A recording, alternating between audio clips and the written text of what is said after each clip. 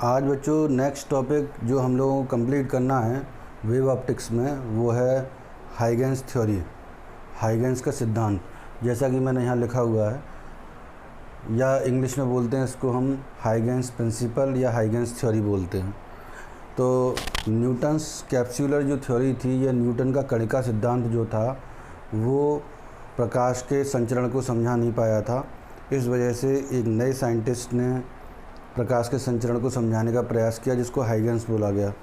Huygens ने propagation of light wave को और लाइट के कैरेक्टर को सफलतापूर्वक सक्सेसफुल जो है वो समझाया और बताया कि पूरे ब्रह्मांड के अंदर एक नए तरह के मीडियम की उसने अवसंरचना कर दी। उसने कंसीडर कर लिया कि पूरे ब्रह्मांड में ईथर ही ईथर भरा पड़ा है, वही केमिस्ट्री वाला ईथर जो आप लोग पढ़ते हो, है ना। तो C2H5O C2H5 die ethyl ether बोलते हैं, CH3CO C2H5 Maithil ethyl ether बोलते हैं। तो उसने क्या कहा कि पूरे ब्रह्मांड के अंदर क्या भरा पड़ा है, ईथर भरा पड़ा है। जैसा कि हम जानते हैं कि पूरे ब्रह्मांड के अंदर फ़िलहाल तो हवा भरी पड़ी है। हम लोगों को जब भी पूरे कहीं भी स्पेस में जाते हैं, छत पे चले जाएं या फिर बाहर निकलें या फिर कमरे में रहें या ज़मीन के अंदर गड्ढा खोदें, तो हमें हर बार क्या मिलती है, हवा मिलती है। तो हवा एक सर्वव्यापी मीडियम है जो हर जगह व्याप्त है। इंग्लिश में बोलते हैं इसको हम ल्यूमिनिफिरस। और एक वर्ड होता है ऑल परवेडिंग। ऑल परवेडिंग का मतलब होता है सब जगह मिलने वाला, और ल्यूमिनिफिरस का मतलब होता है कि इतना पतला कि हर जगह समाहित हो जाए। यदि मीडियम मोटा हुआ तो हर जगह समाहित नहीं हो सकता, इसीलिए ये इतना पतला है और इतना ज़्यादा सर्वव्यापी है। इसीलिए इंग्लिश में वर्ड यूज़ किए गए थे ऑल परवेडिंग एंड ल्यूमिनिफिरस।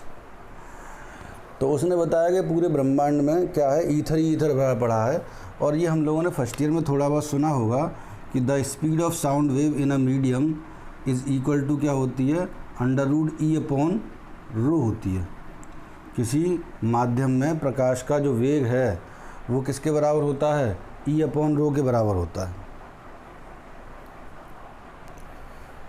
यहाँ पर E जो है प्रत्यास्थता कहलाती है माध्यम की, और ρ क्या कहलाती है, डेंसिटी कहलाती है।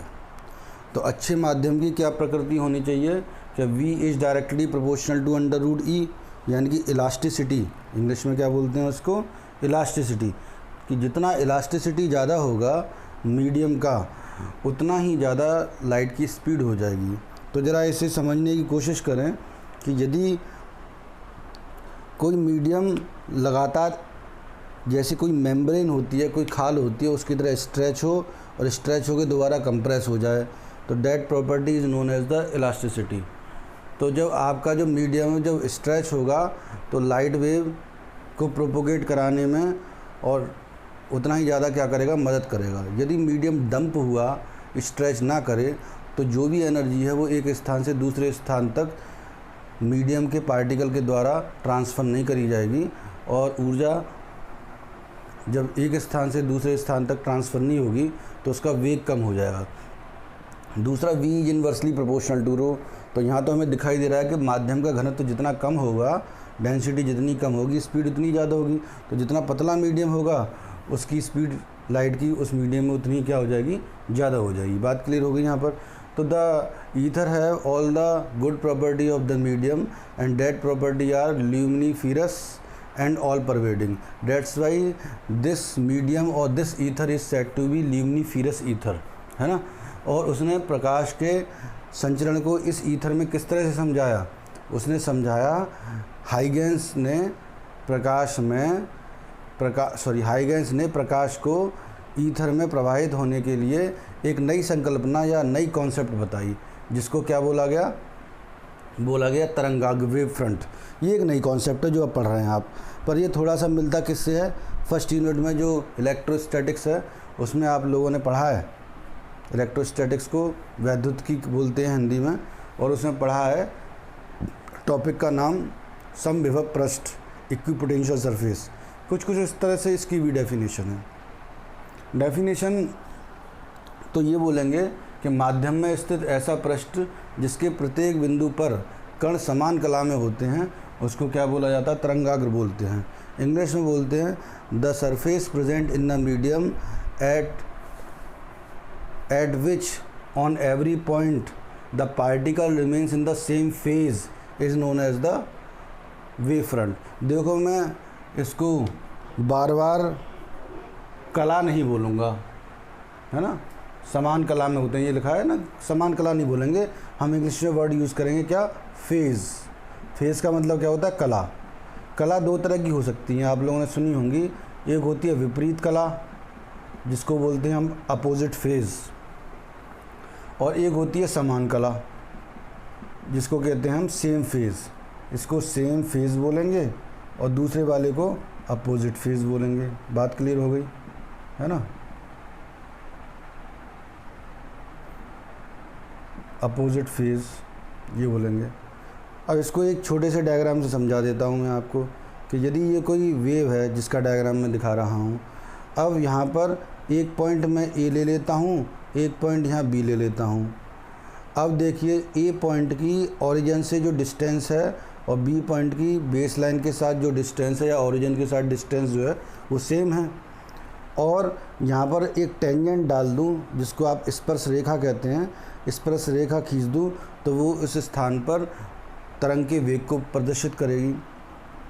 तो ए और बी जो है वो क्या है, माध्यम के पार्टिकल हैं। ये फर्स्ट ईयर में भी आपने सुना है कि माध्यम के जो पार्टिकल हैं वो अपने स्थान पर ही रहकर ऑसिलेशन करते हैं, मतलब कंपन करते हैं। तो किसी भी कण की जो कला है वो वास्तव में उस कण की स्थिति और वेग की दिशा को बताती है। स्थिति मतलब पोजीशन, यानी कि ये स्थिति समान दे रखी है और स्पीड की जो डायरेक्शन है, वेग की डायरेक्शन भी सेम है, इसीलिए ये दोनों पार्टिकल समान कला में कहलाएंगे। जब विपरीत कला में होगा तो विपरीत कला में देखिए ये क्या है, विपरीत कला में ये सेम नहीं होगा बच्चों। जैसे मान लीजिए यहाँ पे मैं कोई सी पॉइंट ले लूँ तो सी पॉइंट ओरिजिन पर ही है, ये ओरिजिन वाली लाइन होती है, तो यहाँ पर तो विस्थापन शून्य है और वेग की जो डायरेक्शन है वो आप ऐसे टेंजेंट खींच दोगे तो वेग की डायरेक्शन कहाँ गई, नीचे की तरफ। तो आप ये कह सकते हैं कि विपरीत कला में कौन से वाले पार्टिकल हैं, ए और सी, और समान कला में कौन से वाले पार्टिकल हैं, ए और बी। सेम फेज़ में ए और बी और अपोजिट फेज़ में ए और सी। इसीलिए ये कह सकते हैं the phase of the particle at A point represent the position and the direction of the speed of the particle. तो यदि हमारे पास पोजीशन और स्पीड सेम है तो सेम फेज़ में कहलाएंगे, और अपोजिट है तो वो अपोजिट फेज़ में कहलाएंगे। पूरी जो वेव ऑप्टिक्स है वो पूरी तरह से ज्योमेट्रिकल कंस्ट्रक्शन पर बेस्ड है, कुछ भी चीज़ रटने वाली नहीं है। तो ये तरंगाग्र की कॉन्सेप्ट आई कैसे, तो ज़रा समझिए कि मान लीजिए यहाँ पर कोई बल्ब लगा हुआ है, कोई प्रकाश स्रोत, और बल्ब को अचानक से आप स्विच ऑन कर दें, तो जैसे ही स्विच ऑन करेंगे तो प्रकाश जो है वो सिमेट्रिकली यानी सममित रूप से वो हर संभव डायरेक्शन में जाता है। यहाँ भी जाएगा, यहाँ भी जाएगा, इस तरह से हर संभव डायरेक्शन में जाएगा प्रकाश। दिखाई दे रहा है आपको। तो ये symmetrical distribution of the light है। अब कितनी दूरी पर जाएगा ये हम नहीं कह सकते, तो ये पता लगाने के लिए हम सिमेट्रिकल फिगर्स यूज़ करते हैं जिसको आप वेव फ्रंट बोलते हैं। जैसे कि हम जानते हैं कि स्पीड बराबर क्या होता है, डिस्टेंस अपॉन टाइम। स्पीड को c से बता रहे हैं, डिस्टेंस को x से बता रहे हैं और टाइम को t से बता रहे हैं। अब मान लीजिए t बराबर मैं निकालना चाहता हूँ 1 नैनो सेकंड के बाद जो लाइट है जिस बल्ब से निकल रही है वो कहाँ पहुँचेगी स्पेस में, ये कैलकुलेट करना चाहता हूँ। तो ये c की वैल्यू 3 × 10⁸ है मीटर पर सेकंड, और ये है 1 × 10⁹ सेकंड ये है। तो सॉल्व करोगे तो ये आ जाएगा x बराबर c × t, तो 1 × 10⁻⁹ 3 × 10⁸ सॉल्व करेंगे इसको तो 3 × 10⁻⁻1 मीटर आ जाएगा। इसको 0.3 मीटर और क्या कह दोगे 30 सेंटीमीटर। तो हम ये कह सकते हैं ज्योमेट्रिकल कंस्ट्रक्शन से कि जैसे ही आप बल्ब को स्विच ऑन करोगे तो स्विच ऑन करते ही जो लाइट है वो कितनी डिस्टेंस पर पहुंच जाएगी, 30 सेंटीमीटर पर। तो अब आप क्या करो कि आप कंपास में 30 सेंटीमीटर डिस्टेंस ले लो बच्चों, और इसको ओ को सेंटर मानकर जो आर्क खींचोगे वो किसकी पोजीशन को बताएगा, वेव फ्रंट की पोजीशन को। बात क्लियर हो गई। तो इस वाले वेव फ्रंट को या तरंगाग्र को प्राथमिक तरंगाग्र कहते हैं। फिर उसके बाद यदि आपसे कहा जाए कि 2 सेकंड बाद बताइए, तो इस बार t बराबर क्या लगा दो आप, 2 सेकंड लगा दो। जब t बराबर 2 सेकंड लगाओगे तो x2 की जो वैल्यू है, पहले वाला तो x1 था, तो इस बार जो है वो बच्चों कितना आ जाएगा, 60 सेंटीमीटर। तो इस बार अब क्या करना है आपको कि ओ को सेंटर मानना है और 60 सेंटीमीटर डिस्टेंस का एक आर्क लगा देना है। एक और सर्किल बन गया इस तरह से, वृत्त। और ये दूसरा वाला जो सर्किल है वो नेक्स्ट तरंगाग्र को बताएगा। जब आप लोगों ने फर्स्ट ईयर में ऑसिलेशन एंड वेव्स वाला चैप्टर पढ़ा था, सबसे लास्ट वाला, तो उसमें बताया था कि तालाब के पानी में जब पत्थर का टुकड़ा फेंकते हैं तो जो क्या नाम है, वाइब्रेशंस जो होते हैं, कंपन जो होते हैं पानी के अंदर, वो सेंटर पर पैदा होता है। और जैसे जैसे समय बढ़ता जाता है लहरें लगातार किनारों की तरफ जाने लग जाती हैं। तो जो लहर सबसे पहले पैदा होती है वो किनारों पर जाना स्टार्ट कर देती है और वही सबसे बड़ा रूप धारण करती है। इसी तरह से तरंगाग्र के बारे में बात करें कि जो पहला वाला जो तरंगाग्र था, जैसे जैसे टाइम बढ़ता जाता है वो दूसरा वाला तरंगाग्र बन जाता है, और जहाँ पहले वाला तरंगाग्र बना था पहले, वहाँ रिक्त स्थान हो जाता है और वहाँ नया एक तरंगाग्र बन जाता है। तो और ये बात हम पहले भी चैप्टर में पढ़ चुके हैं कि जब भी वेव का मोशन होता है तो मीडियम के जो पार्टिकल हैं वो तो अपने स्थान पर ही रहते हैं, तरंग जो है वो एक स्थान से दूसरे स्थान पर क्या करती है, गति करती है। तो मैटर कभी भी ट्रांसफ़र नहीं होता, केवल वाइब्रेशन या एनर्जी का क्या होता है, ट्रांसफ़र होता है। तो हम ये कह सकते हैं कि तरंगाग्र कैसे हो गए, गोलीय हो गए। बात क्लियर हो गई। तो जो हमारे पास वेव फ्रंट हैं वो सिमेट्रिकल फिगर हैं, सममित फिगर हैं, जो किसी प्रकाश स्रोत के चारों ओर खींचे जा रहे हैं। और वो सममित जो फिगर हैं वो ये बता रहे हैं कि यहाँ पर जो कण हैं वो कंपन की समान कला में होंगे। तो जैसे मान लीजिए यहाँ पर A, B, C, D ये सभी कण ले लें, तो मैं कहूँगा कि A, B, C and D किस में हैं, सेम फेज, समान कला बोलेंगे। और इसके अलावा जब आप इनकी बात करें 1, 2, 3, 4, तो ये वाले जो कण हैं 1, 2, 3 एंड 4 ये भी कैसे होंगे, समान कला में, सेम फेज में होंगे। पर यदि हम बात करें बच्चों पार्टिकल नंबर 1 और पार्टिकल नंबर A की, तो 1 और A जो हैं वो किस में होंगे, विपरीत कला में, विपरीत कला, जिसको क्या बोलते हैं आप, अपोजिट फेज बोलते हैं। तो एक ही तरंगाग्र पर जितने भी माध्यम के कण होंगे वो समान कला में होंगे।